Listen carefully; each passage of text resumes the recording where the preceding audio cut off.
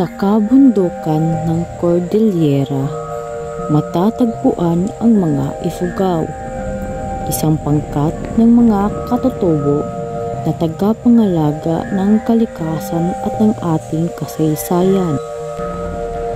Sa bawat galaw ng kanilang mga kamay, ipinagpapatuloy nila ang isang tradisyon ng paggalang sa kalikasan at sa kanilang mga ninuno.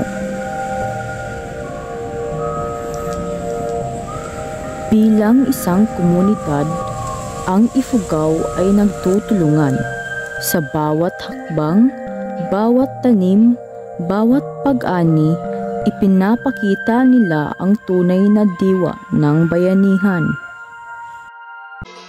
Ang mga kwento ng kanilang mga ninuno ay hindi lamang alaala, kundi aral tungkol sa balanse sa buhay at kamatayan.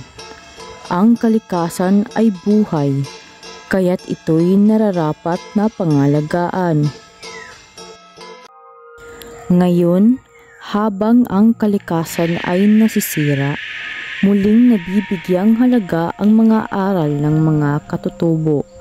Ang kanilang pananaw sa kalikasan, isang buhay na sistema na kailangan ng respeto at balanse, ay isang gabay sa atin.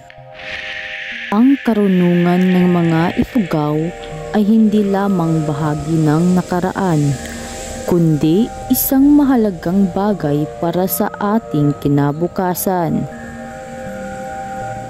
Kilalanin, pahalagahan, ipaglaban ang boses ng katutubo.